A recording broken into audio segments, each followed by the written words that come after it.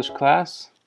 Today we're going to take a break from our unit on the literary essay and do a different kind of writing. Today you're going to be writing a journal. You'll be starting a journal, and it's called My COVID-19 Diary.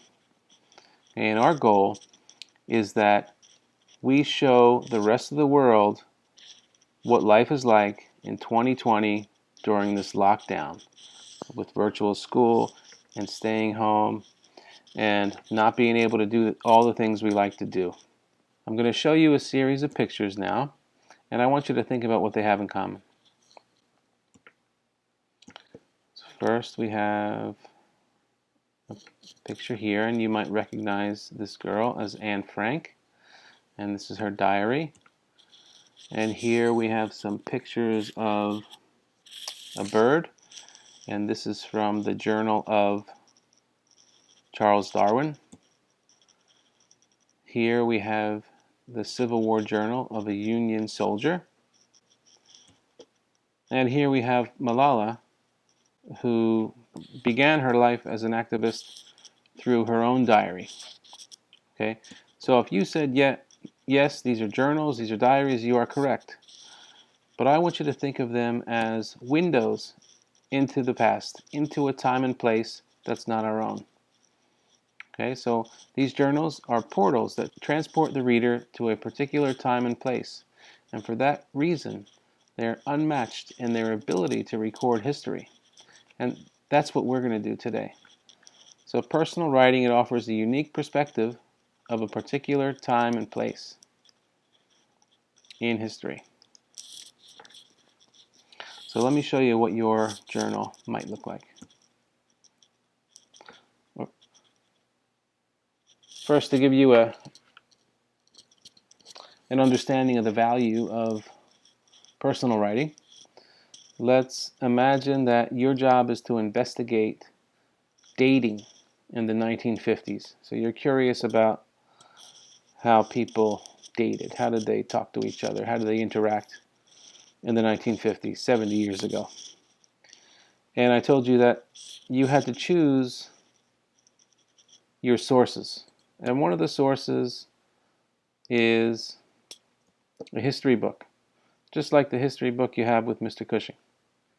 Okay, and there's a chapter on there in dating, and one of those subsections is the 1950s. Another source is a love letter from two middle school students in the 1950s. Okay, so I want you to think for a moment, how is the information in these two texts different? Okay, and what you should be thinking about is how the love letter really puts you in the shoes of the people that lived during that time, and you can kind of see through their eyes. Okay, so for me, I think the love letter would be much more interesting and valuable. I'm not saying that I would discard the history book and not read it, but the love letter would offer something unique, something that's not in the history book. So let me show you what your journal might look like. Okay, so it says your task is to write history. And that's exactly what I mean. What you're doing is writing history. Okay, in the journal, you can write about how you're feeling. Are you scared? Are you anxious? Are you calm? Are you annoyed? Are you unhappy? Or are you loving working from home? You can write about what you and your family do to spend time together each day. Okay, you can describe your daily routine. You could also write about the changes in your life between now and 2 months ago. Okay, just 2 months ago, it was January. We were starting semester 2, and we were all in the classroom. So you could write about some of the differences between now and then. Okay, at the bottom here it says artifacts.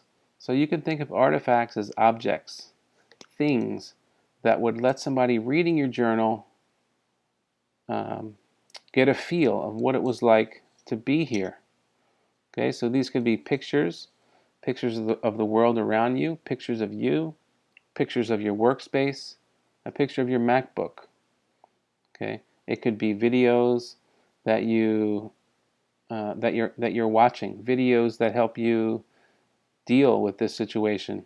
It could be videos that you make, news articles, okay, news clippings that you think are important and would help somebody reading really learn what's going on. Okay, and you can add as many as you like. So this assignment, this document will be set up for you in today's Google assignment. Okay, so if you're wondering where do I start, I have some ideas here that you can borrow. So you could just start with something like, it all started when, and you think about the first time you felt like something was changing. Okay, or the first time I heard the word coronavirus. And you could finish that sentence and talk about where you were when you heard that we might be doing virtual school, or there is a virus in the world that is spreading rapidly. Or I was walking to school when I first learned about virtual school, or whatever it might be. Okay, so these are some samples or some options you have to start today.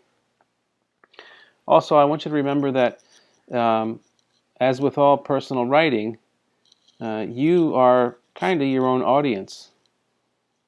Okay, so you're writing to yourself. Also, remember that this is not an academic paper. Okay, this isn't a formative, it's not a summative. Okay, I'm not grading it for conventions and looking at your spelling and making sure every sentence is perfect. Really, I want you to get your ideas, your thoughts, and your feelings out. That's what's most important. So don't let something like the things we talked about in our literary essay unit slow you down. Okay, so really focus on getting your ideas out. And I want you to be creative and be thoughtful. So don't just say that I don't like virtual school, or virtual school is hard. Okay, we want to think more deeply than that. You know, we're 3/4 of the way through our year, and I know all of you have the ability to think about things in a way that is deep and thoughtful and meaningful. And so make sure you use those tools to make this writing thoughtful. Also on the right, there's another little chart here with some other ways that you can kind of push your thinking and help yourself say more about the things you're thinking and feeling. Okay, so I'm really excited to see what you write. This is an assignment that we will keep coming back to throughout the rest of the year. So good luck, and I hope you enjoy getting your ideas in your journal.